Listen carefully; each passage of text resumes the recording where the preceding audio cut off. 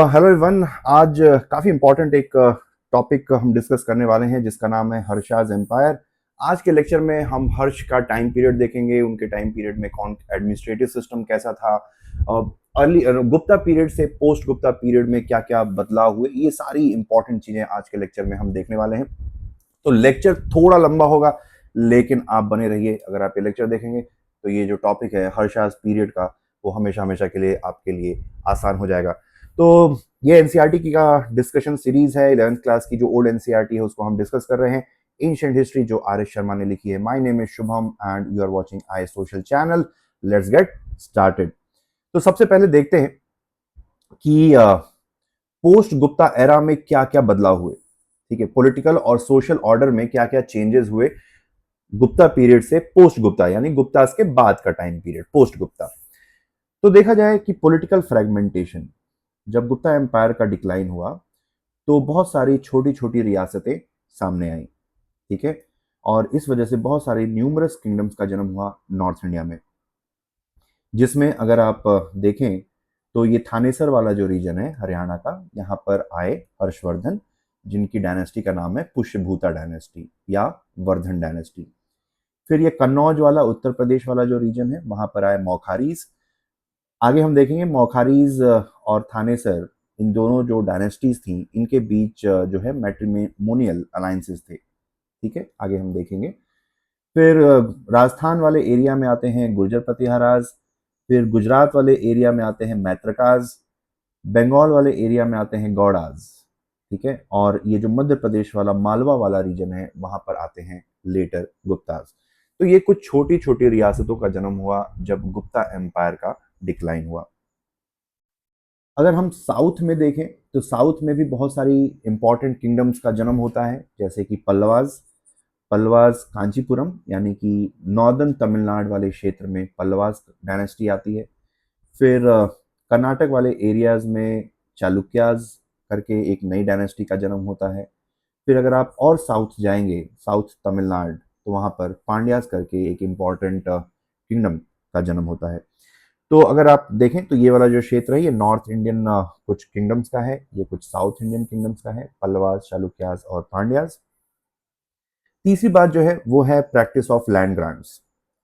ठीक है, जैसा कि हमने देखा है पिछले लेक्चर में कि जो प्रैक्टिस ऑफ लैंड ग्रांट है इसको शुरू किया था सतवाहनाज ने।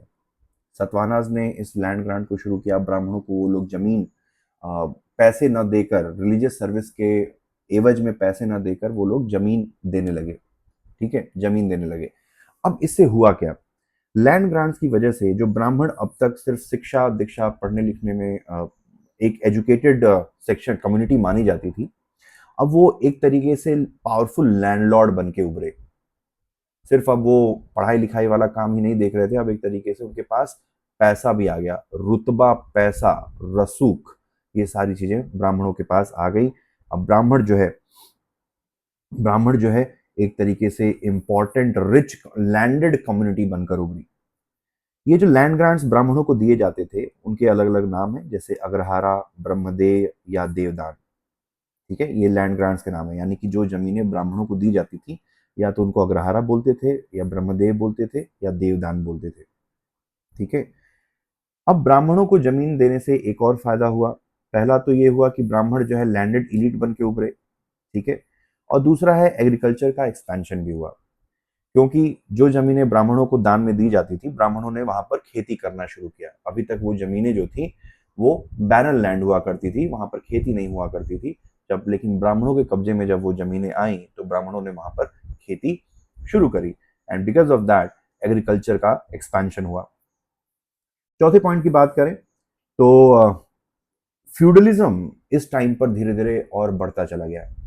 ठीक है, फ्यूडलिज्म और बढ़ता चला गया, जिसको हम सामंती सिस्टम कहते हैं। ठीक है, सामंती सिस्टम कहते हैं।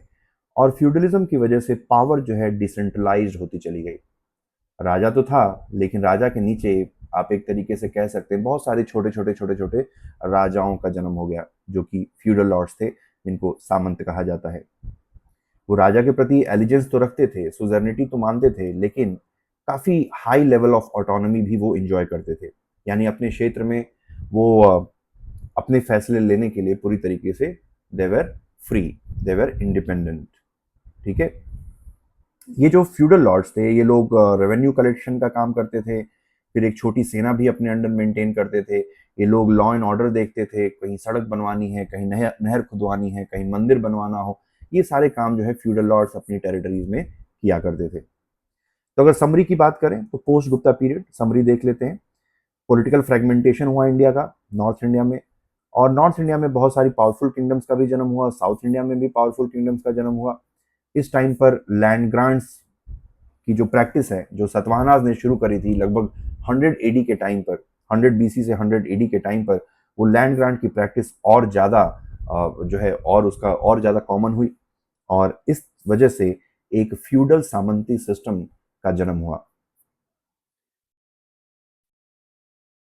अब इकोनॉमी में क्या चेंजेस आए, तो पोस्ट गुप्ता पीरियड में इकोनॉमिक क्या क्या चेंजेस आए वो देखते हैं। तो गुप्ता पीरियड की अगर हम बात करें तो गुप्ता पीरियड में, ठीक है, जो इकोनॉमी काफ़ी ज़्यादा फ्लरिश कर रही थी, जिसकी वजह से शहर छोटे छोटे जैसे वैशाली हो गया, मथुरा हो गया, कौशाम्बी हो गया, पाटलिपुत्रा हो गया, उज्जैन हो गया, उज्जैन हो गया, ठीक है, श्रावस्ती हो गया, तो ये काफ़ी इंपॉर्टेंट शहर थे उस टाइम पर, जो कि अपने क्राफ्ट के लिए जाने जाते थे, और ट्रेड नेटवर्क भी काफ़ी ज़्यादा फल फूल रहा था गुप्ता पीरियड में। लेकिन पोस्ट गुप्ता पीरियड आते आते धीरे धीरे क्या हुआ कि there was a decline in long distance trade, और जिसकी वजह से धीरे धीरे मार्केट खत्म होते चले गए। इसी टाइम पर स्टेट का सपोर्ट जो इकोनॉमी पे होता था वो भी कम होता चला गया, क्योंकि कोई बड़ी रियासत बची नहीं थी, और रिडक्ट स्टेट के सपोर्ट ना होने की वजह से धीरे धीरे जो ये अर्बन सेंटर्स हैं वो खत्म होते चले गए। तो trade and commerce, generally India का क्राफ्ट विदेशों में जाया करता था, रोमन साम्राज्य को जाया करता था, पर धीरे धीरे पोस्ट गुप्ता पीरियड में ये ट्रेड खत्म हो गया, और ट्रेड खत्म होने की वजह से क्राफ्ट की डिमांड खत्म हो गई, और जिसकी वजह से धीरे धीरे छोटी छोटी जो क्राफ्ट इंडस्ट्रीज थी जो शहरों में थी वो बंद होने लगी, और बंद होने की वजह से इंडियन इकोनॉमी में एक डी इंडस्ट्रियलाइजेशन का फेज देखा, और डी इंडस्ट्रियलाइजेशन होने की वजह से, फैक्ट्रीज बंद होने की वजह से, जो जितने भी लोग थे वो अपना अपना गांव छोड़, अपना अपना शहर छोड़कर वापस गांव की तरफ पलायन करने लगे। फिर डी इंडस्ट्रियलाइजेशन के साथ साथ इंडिया ने उस टाइम पर डी अर्बनाइजेशन और रूरलाइजेशन भी देखा, ठीक है, क्योंकि गुप्ता पीरियड में वेल डेवलप्ड सिटीज हुआ करती थी, ट्रेड, लिटरेसी, मोनेटाइज्ड इकोनॉमी थी। लेकिन पोस्ट गुप्ता पीरियड आते आते धीरे धीरे जब ट्रेड का डिक्लाइन हुआ और पॉलिटिकल इंस्टेबिलिटी बढ़ती चली गई, तो जो शहर थे वो धीरे धीरे खाली होते चले गए, और जिसकी वजह से डी अर्बनाइजेशन हिंदुस्तान का हुआ।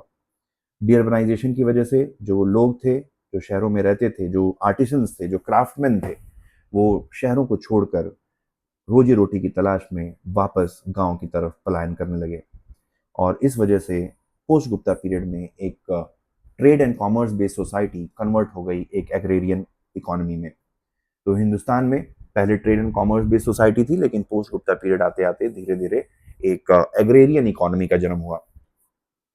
फिर तीसरा जो मेजर चेंज आया, localization of Indian society. Localization of Indian society का मतलब है, पहले ट्रेड एंड कॉमर्स की वजह से लोगों का एक दूसरे से मिलना जुलना हुआ करता था, ठीक है, लोगों का एक दूसरे से मिलना जुलना हुआ करता था। लेकिन जब ये ट्रेड खत्म हुआ तो लोगों की जो मूवमेंट है वो खत्म होती चली गई। अब जो जहां पर है वो वहीं पर फंसा हुआ है, ठीक है, जो जहां पर है वो वहीं पर फंसा हुआ है। इसी वजह से अगर आप देखें कि जहां पर गुप्ता पीरियड में स्ट्रॉन्ग पॉलिटिकल यूनिटी हुआ करती थी, एक्सटेंसिव ट्रेड नेटवर्क हुआ करते थे, ठीक है, लोग एक दूसरे से मिलते थे, क्योंकि ट्रेड एंड कॉमर्स के चलते लोगों को एक जगह से दूसरी जगह पर जाना पड़ता था, तो लोगों का मिलना जुलना होता था, कल्चरल एक्सचेंज होता था, ठीक है, लोग अपनी भाषा, अपना कल्चर एक दूसरे से शेयर करते थे, ठीक है। लेकिन पोस्ट गुप्ता पीरियड अगर आप देखें तो धीरे धीरे छोटी छोटी रियासतें आई, और जिसकी वजह से जो ट्रेड है वो डिक्लाइन होता चला गया। ट्रेड के डिक्लाइन होने की वजह से धीरे धीरे एक लोकलाइज्ड सोसाइटी जन्म हुई, क्योंकि अब लोग एक दूसरे से मिल नहीं रहे हैं, लोग कहीं ट्रैवल नहीं कर रहे, तो जो जहां पर है वो वहीं पर है, ठीक है, और इसकी वजह से रीजनल लैंग्वेजेस का जन्म हुआ, regional language, regional culture, regional traditions, ठीक है, और इस टाइम पर फिर लोकल जो वेट मेजरमेंट सिस्टम, कॉइनेज और ये सब सारी चीजें हिंदुस्तान ने देखी। तो बेसिकली हुआ क्या, एक बार समरी समरी देख लेते हैं। तो अगर समरी की बात करें तो पोस्ट गुप्ता पीरियड में हमने विटनेस किया कि सेंट्रलाइज्ड अर्बन और ट्रेड ओरिएंटेड इकोनॉमी धीरे धीरे डिसेंट्रलाइज्ड पॉलिटिकल स्ट्रक्चर, रूरल और सेल्फ सफिशिएंट इकोनॉमी बनती चली गई। तो हिंदुस्तान जो trade and commerce based society थी, हिंदुस्तान अब धीरे धीरे एक एग्रेरियन सोसाइटी में कन्वर्ट होता जा रहा था। अब बात आती है हर्षवर्धन की। तो हर्षवर्धन थे कौन, तो इस कहानी को जरा समझते हैं। तो अगर आप देखें इसको मैं आपको एक मैप के थ्रू समझाने की कोशिश करता हूँ, ठीक है। तो मान लीजिए कि सपोज दिस इज ये इंडिया का एक बार मैप बनाते हैं, ठीक है, इंडियाज मैप। तो ये वाला जो एरिया है, यहाँ पे थी वर्धन डायनेस्टी, वर्धन डायनेस्टी, और यहाँ पर राज्य करते थे प्रभाकर वर्धन,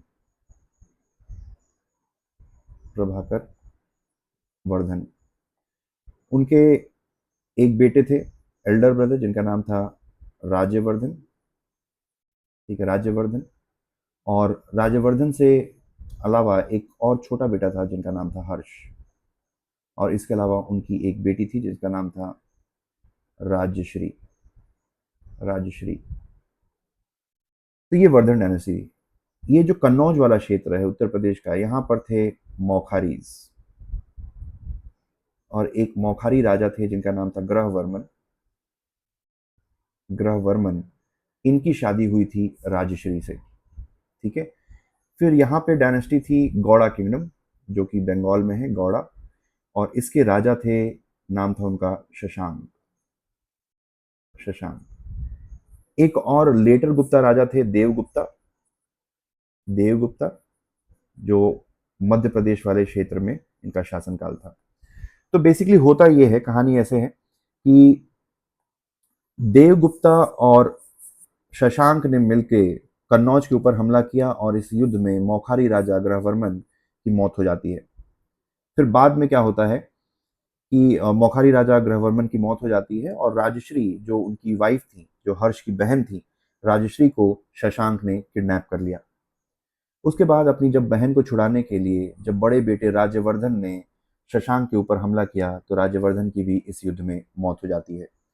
इसकी वजह से होता क्या है कि 16 साल की छोटी सी उम्र में हर्षवर्धन गद्दी पर बैठते हैं, और बाद में वो शशांक को हराते हैं और अपनी बहन को शशांक के चंगुल से छुड़ाते हैं। तो ये बेसिकली मोटी मोटी कहानी है। चलिए अब इसी कहानी को थोड़ा सा विजुअल मेथड से जानने समझने की कोशिश करते हैं। तो जैसा कि मैंने बताया कि Prabhakar Vardhan, he was the founder of Vardhan dynasty, जिसको पुष्यभूता डायनेस्टी भी कहते हैं। उनके बड़े बेटे थे राज्यवर्धन, छोटे बेटे थे हर्षवर्धन, एक बेटी थी राजश्री, ठीक है, राजश्री। अगर आप देखेंगे हर्ष चरित्र जो कि बाणभट्ट ने लिखी थी, बाणभट्ट हर्षवर्धन के दरबार में कवि थे, उस हर्ष चरित्र के हिसाब से, हर्ष चरित्र एक बायोग्राफी है हर्षवर्धन की, कि प्रभाकर वर्धन की मौत के बाद जो देवगुप्ता थे, जो कि लेटर गुप्ता मालवा जगह के राजा थे, उन्होंने कन्नौज पर हमला किया शशांक की मदद से, और इस युद्ध में जो ग्रहवर्मन है, जो कि मौखारी राजा थे, उनकी मौत हो जाती है और राजश्री को बंदी बना लिया जाता है। बाद में राज्यवर्धन ने जब अपनी बहन को छुड़ाने की कोशिश की, तो राज्यवर्धन को भी मार दिया जाता है। 16 साल की उम्र में हर्षवर्धन गद्दी पर बैठते हैं, और उनके सामने सबसे पहली जो चैलेंज था, अपनी बहन को शशांक के चंगुल से छुड़ाना और अपने जीजा और अपने बड़े भाई की मौत का बदला लेना, ठीक है। तो शशांक के कैसे छुड़ाने के लिए हर्षवर्धन ने शशांक के ऊपर हमला किया और सक्सेसफुली अपनी बहन को उसके चंगुल से छुड़ा लिया, ठीक है। शशांक को वही राजा हैं, अगर शशांक के बारे में देखें तो शशांक गौड़ा बंगाल के राजा थे, और he is infamous for destroying many Buddhist stupas, क्योंकि वो हिंदुइज्म को फॉलो करते थे, तो he was a persecutor of Buddhism, ठीक है। तो उन्होंने बोधि ट्री को काटा। He is no he is infamous for cutting the Bodhi tree, और फिर उन्होंने बंगाल में बहुत सारे स्तूपास हैं उनको भी डिस्ट्रॉय किया। और ये सारी जो कहानी है, ये जो हुएन सांग करके ट्रैवलर है, ट्रैवलर है, जो चाइनीज ट्रैवलर है, उन्होंने अपने ट्रैवल अकाउंट में लिखी है। ठीक है, तो ये कहानी हो गई आपके हर्षवर्धन के बारे में। अब बात आती है कि ये जो टाइम पीरियड है, ठीक है, अगर आप ये टाइम पीरियड देखेंगे तो धीरे धीरे इस टाइम पीरियड में जो सेंटर ऑफ पावर है, ठीक है, सेंटर ऑफ पावर जो है वो धीरे धीरे पाटलिपुत्रा से कन्नौज की तरफ शिफ्ट होती चली गई। ठीक है, अभी तक पाटलिपुत्रा सबसे इंपॉर्टेंट था, फिर बाद में कन्नौज इंपॉर्टेंट होने लगा, यानी कि पोस्ट गुप्ता पीरियड में कन्नौज, जो कि उत्तर प्रदेश में मौजूद है, इस जगह का इंपॉर्टेंस जो है काफी बढ़ गया। अब उसके पीछे क्या क्या वजह है? तो पहली बात यह है कि पाटलिपुत्रा के पास यहाँ पर हुआ यूं कि लैंड ग्रांट्स की वजह से अब राजा के आसपास कोई भी जमीन बची नहीं थी। मैक्सिमम जो जमीनें थी वो ब्राह्मणों को ऑलरेडी दान दी जा चुकी थी। ठीक है, तो ये एक बड़ी वजह थी। यहाँ पर पाटलिपुत्रा में ट्रेड एंड कॉमर्स का भी डिक्लाइन हुआ।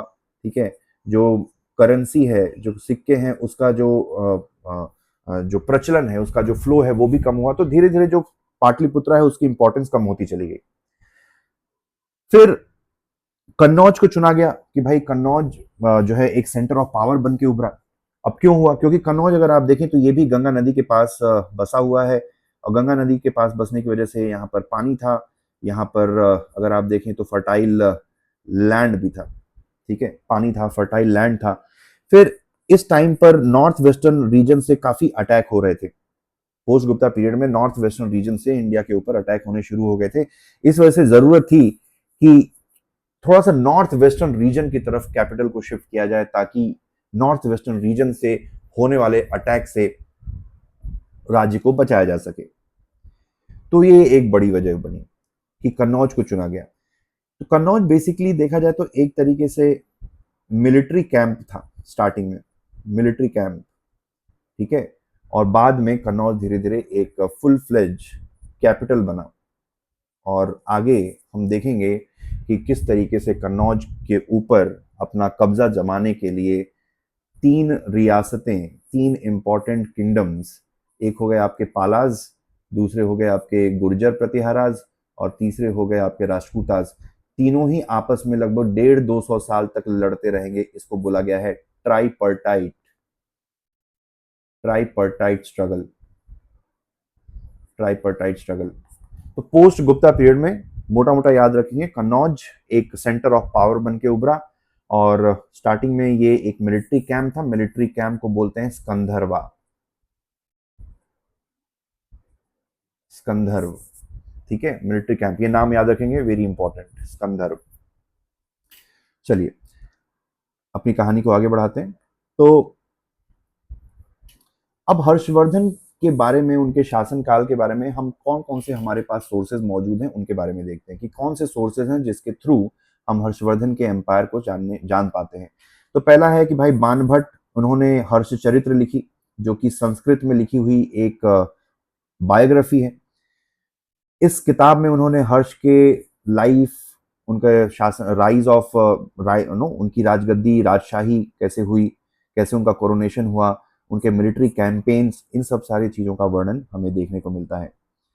इसमें हमें पता चलता है कि उनकी जो कोर्ट है, उनका राज दरबार किस तरीके का था, उनका एडमिनिस्ट्रेशन कैसा था, हाउ जनरस ही वॉज, और किस तरीके से उन्होंने एजुकेशन या लर्निंग को पैटर्नाइज किया था। ठीक है, तो ये हो गया हर्षचरित्र, जिसको लिखा था बाणभट्ट ने या बाण ने।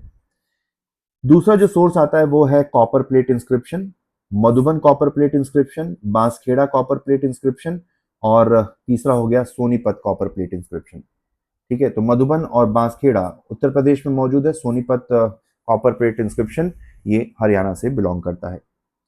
तो these copper plate inscriptions, they are the epigraphical sources, एक ऑथेंटिक सोर्स है जिसके थ्रू हम हर्षवर्धन के रूल, पॉलिसीज और उनके जो चैरिटेबल वर्क्स हैं, जो दान बहुत करते थे वो हर्षवर्धन, उसके बारे में हमें जानने को मिलता है। तीसरा जो इंपॉर्टेंट सोर्स है वो हुएनसांग, जो कि एक चाइनीज ट्रैवलर थे, उनके ट्रैवल अकाउंट से हमें देखने को मिलता है।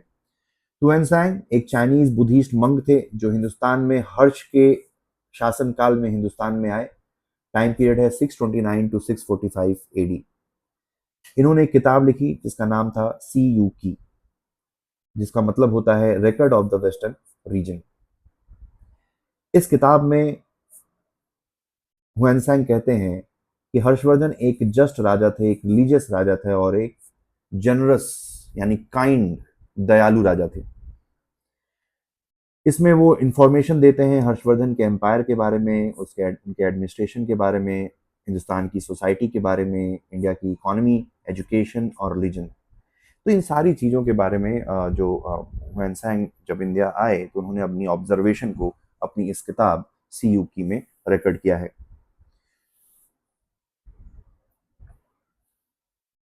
कुछ और सोर्सेज हैं जिसके थ्रू हम हर्षवर्धन के बारे में जानते हैं। जैसे एक सोर्स है आईहोल इंस्क्रिप्शन। आईहोल इंस्क्रिप्शन संस्कृत भाषा में कन्नड़ स्क्रिप्ट का इस्तेमाल करते हुए लिखा गया था। ठीक है, तो आईहोल इंस्क्रिप्शन लिखा किसने था? Aihole inscription was written by Ravi Kirti. Ravi Kirti basically Chalukya king, जिनका नाम था पुलकेशिन द सेकंड, उनके राज्य कवि थे। ठीक है, ये जो आईहोल इंस्क्रिप्शन है संस्कृत भाषा में लिखा गया है कन्नड़ स्क्रिप्ट का इस्तेमाल करते हुए। ठीक है, कन्नड़ स्क्रिप्ट का इस्तेमाल करते हुए। अब इस आईहोल इंस्क्रिप्शन के हिसाब से जो रवि कीर्ति इस इंस्क्रिप्शन में कहते हैं कि हर्षवर्धन जो थे he was the emperor of the north. ठीक है, ये नॉर्थ के राजा थे। बेसिकली विंध्यन, ये जो माउंटेन रेंज आप देख रहे हैं उसके नॉर्थ में हर्षवर्धन का शासनकाल था, हर्षवर्धन की रियासत थी। पुलकेशिन बेसिकली सदर्न, इस वाले कर्नाटक वाले रीजन में पुलकेशिन राज्य करते थे। और जब हर्षवर्धन ने अपने राज्य को दक्षिण की तरफ बढ़ाने की कोशिश करी तो उनका सामना पड़ा पुलकेशिन से। और इस युद्ध में हर्षवर्धन ने पुलकेशिन को हरा दिया। ठीक है, हर्षवर्धन ने पुलकेशिन को इस युद्ध में हरा दिया। और इस जीत के बाद पुलकेशिन सेकंड ने अपने साथ अपना एक टाइटल जोड़ा जिसका नाम है परमेश्वर। और इसी इंस्क्रिप्शन में रवि कीर्ति हर्षवर्धन को सकल उत्तर पथ पथेश्वर के नाम से जो है रेफर करते हैं। सकल उत्तर पथ पथेश्वर का मतलब होता है Lord of the northern region. सकल यानी कि इंटायर, उत्तर पथ यानी कि नॉर्थ, पथेश्वर यानी कि the Lord of the north, entire north. ठीक है, अब हर्ष के एडमिनिस्ट्रेशन के बारे में देखते हैं। तो देखा जाए हर्ष का शासनकाल लगभग 41 साल का था। 606 एडी से 647 एडी तक उन्होंने शासन किया।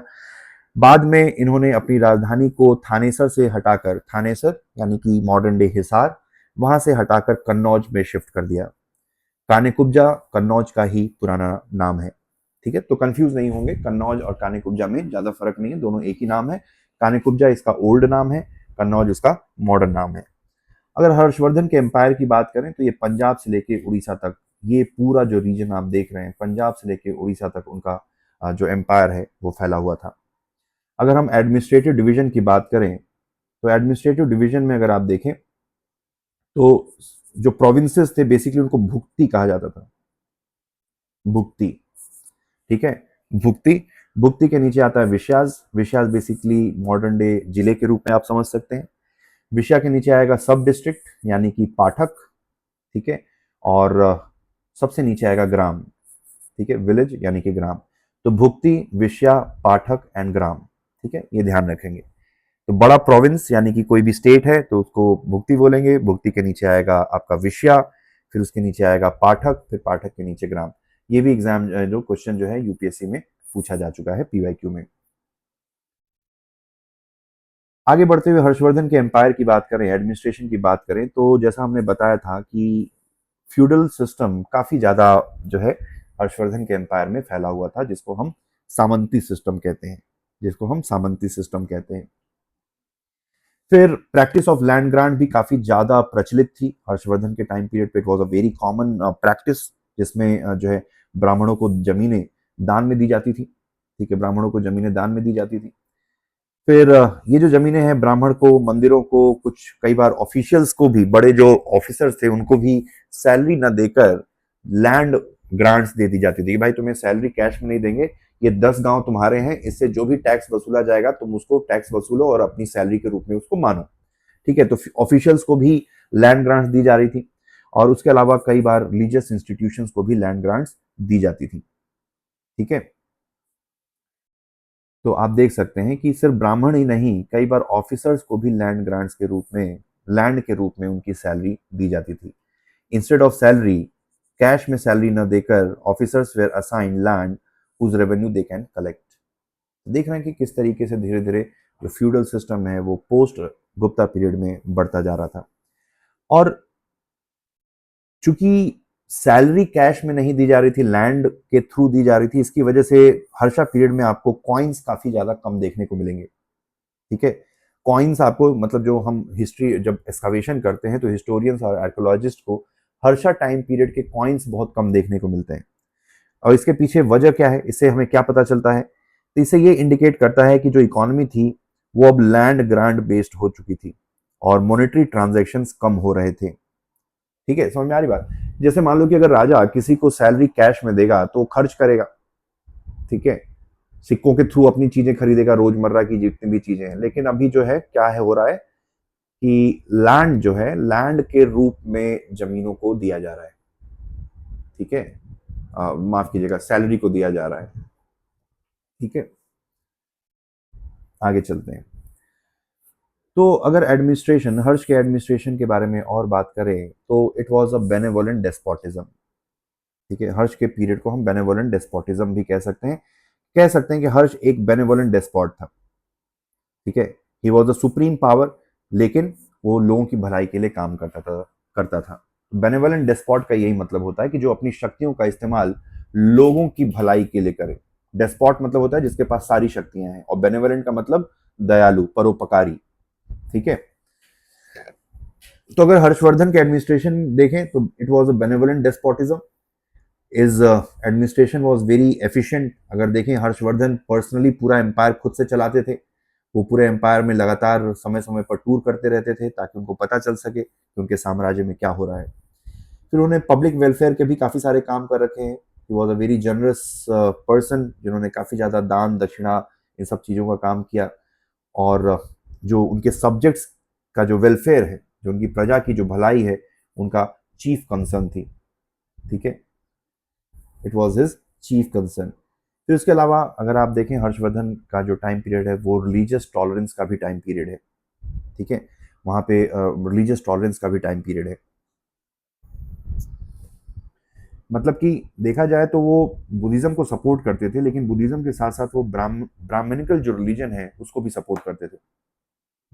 अगर पनिशमेंट, लॉ एंड ऑर्डर की बात करें तो बहुत ही स्ट्रिक्ट पनिशमेंट दी जाती थी हर्षवर्धन के टाइम पीरियड में। ठीक है, बहुत ही स्ट्रिक्ट पनिशमेंट का जो है सिस्टम था।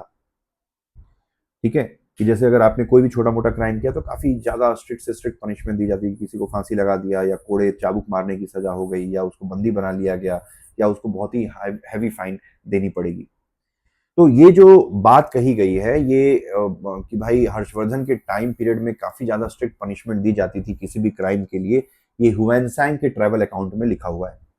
लेकिन हुएनसांग साथ में ये भी कहते हैं कि इतना स्ट्रिक्ट पनिशमेंट होने के बावजूद भी ऐसा नहीं है कि वहां पर क्राइम नहीं होते थे, क्योंकि हुएनसांग खुद, उनको 2-3 बार लूटा गया। जब वो ट्रैवल कर रहे थे तो he himself was looted on many occasion, at least twice.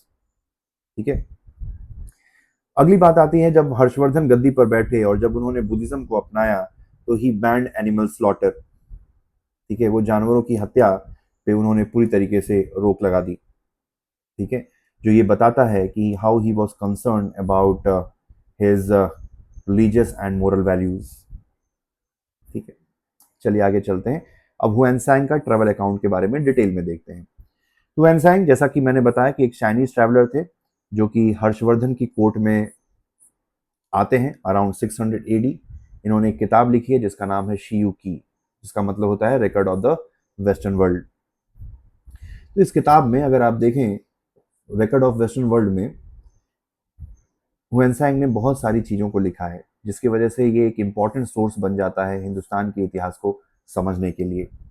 ठीक है, हुएनसांग अकाउंट इज, ये जो किताब है, it is a very important source जिसके थ्रू हम इंडिया के उस टाइम की हिस्ट्री को समझ पाते हैं। हुएनसांग नालंदा, बेसिकली नालंदा में अब बुद्धिज्म की पढ़ाई करने के लिए हिंदुस्तान आए थे। ठीक है, जहाँ पर उन्होंने बुद्धिज्म की पढ़ाई करी, बहुत सारी संस्कृत लिटरेचर को पढ़ा। ठीक है, और अपने कई साल जो है एज अ स्कॉलर, शैलभद्र करके एक स्कॉलर थे, उनके गार्जियनशिप में या उनके देख रेख में बेसिकली उन्होंने अपनी शिक्षा दीक्षा नालंदा में पूरी करी। हुएनसांग के ट्रैवल अकाउंट के हिसाब से हर्षवर्धन एक बहुत ही आइडियल किंग थे। He was an ideal administrator, he was very kind, he was very generous, and he was always concern about the welfare of his people. Xuanzang कहते हैं हर्षवर्धन के टाइम पीरियड में काफ़ी ज़्यादा स्ट्रिक्ट पनिशमेंट दी जाती थी, लेकिन स्ट्रिक्ट पनिशमेंट होने के बावजूद भी हुएनसैंग को कई बार हाईवे के रॉबर्स ने लूट किया था, पकड़ के उनसे सामान छीन लिए थे। आगे हुएनसैंग कहते हैं कि हर्षवर्धन ने प्रयागराज में एक असेंबली ऑर्गेनाइज की जिसका नाम था महामोक्ष परिषद। ठीक है, महामोक्ष परिषद। और ये एक तरीके से रिलीजियस असेंबली थी जहाँ पे धर्म के प्रचार प्रसार के लिए प्रयागराज में, यानी कि मॉडर्न डे इलाहाबाद कह लीजिए, इलाहाबाद में इस असेंबली को ऑर्गेनाइज किया गया था। आगे हुएनसैंग कहते हैं कि उस टाइम पर जब वो हिंदुस्तान आए तो उन्होंने देखा कि पाटलिपुत्र और वैशाली जो कि एक बड़े शहर हुआ करते थे, अब वो बड़े शहर नहीं रहे, उनका इम्पोर्टेंस डिक्लाइन होता जा रहा था। ठीक है, अगर आप देखें पाटलिपुत्रा जो कि मगध साम्राज्य की राजधानी थी, ठीक है, वो बड़े तो साइज में था लेकिन वो डिक्लाइन उसका शुरू हो गया था। वहीं पर वैशाली, उसका भी डिक्लाइन शुरू हो चुका था। और पाटलिपुत्र और वैशाली की जगह पर कन्नौज और प्रयागराज ये नए इंपॉर्टेंट सेंटर बनकर उभरे। ठीक है, कन्नौज और प्रयागराज इंपॉर्टेंट सेंटर बन के उभरे। इसी टाइम पर हुएनसैंग कहते हैं कि उन्होंने हिंदुस्तान में अनटचेबिलिटी को भी विटनेस किया, कि किस तरीके से अनटचेबिलिटी बहुत ज़्यादा तरीके से हिंदुस्तान के समाज में फैली हुई थी। ठीक है, कुछ people of certain caste they were considered untouchable, और उनको छूना या उनकी परछाई भी एक तरीके से पॉल्यूटिंग मानी जाती थी। ठीक है, तो अब जैसे हमने देखा कि वैशाली और पाटलिपुत्रा की जगह पर कन्नौज और प्रयागराज ये एक इम्पॉर्टेंट सेंटर बन के उभरे। इसी टाइम पर अगर आप देखें तो शूद्र जो थे, यानी कि जो फोर्थ वर्ण था, ठीक है, वो अब एक तरीके से एग्रीकल्चरिस्ट बन गए। उन्होंने खेती का काम शुरू कर दिया। टुवेनसैंग के हिसाब से नाउ जो शूद्र थे अब वो एग्रीकल्चर का काम करने लगे थे, और शूद्र जो है हिंदुस्तान की पॉपुलेशन में एक बड़ा हिस्सा जो है उनका एक बड़ी तादाद में मौजूद थे। ठीक है, और agriculture became the main occupation of the Shudras, ऐसा टुवेनसैंग कहते हैं। अब थोड़ा बहुत नालंदा के बारे में देख लेते हैं। तो नालंदा जो एक महाविहारा था, जहाँ it was a Buddhist centre of learning. ठीक है, बुद्धिस्ट सेंटर ऑफ लर्निंग, ये लोकेटेड है बिहार में। इसको फाउंड किया था Kumar Gupta 5th century AD में, जो कि एक गुप्ता राजा थे। और यहाँ पर बेसिकली महायाना बुद्धिज्म की शिक्षा दीक्षा का काम होता था। ठीक है, और अगर इसके सिग्निफिकेंस की बात करें तो ये दुनिया का, it is the world's earliest residential university, earliest residential university. तो आप देख सकते हैं मैप में नालंदा कहाँ पर मौजूद था। इसी नालंदा में हुएनसैंग करके जो चाइनीज ट्रैवलर थे वो यहाँ पर आए थे, और फिर हुएनसैंग के जाने के लगभग आप देख सकते हैं लगभग 25 साल बाद इटसिंग करके एक चाइनीज ट्रैवलर थे, वो भी नालंदा में अपनी बुद्धिज्म की शिक्षा दीक्षा ग्रहण करने के लिए, बुद्धिज्म की शिक्षा दीक्षा ग्रहण करने के लिए वो भी नालंदा में आए। ठीक है, तो अगर नालंदा के कुछ फीचर्स की बात करें तो ये दुनिया का एंशियंट वर्ल्ड का एक ग्रेटेस्ट सेंटर ऑफ लर्निंग था, जहाँ पे दूर दूर से बहुत सारे स्टूडेंट्स और स्कॉलर्स शिक्षा दीक्षा के लिए आया करते थे। बेसिकली यहाँ पर बुद्धिज्म से related philosophy, grammar, logic, medicine, astronomy और बहुत सारे अलग अलग विषयों की पढ़ाई होती थी। यहाँ पे एक बहुत बड़ी लाइब्रेरी थी जिसका नाम था धर्मगूंज।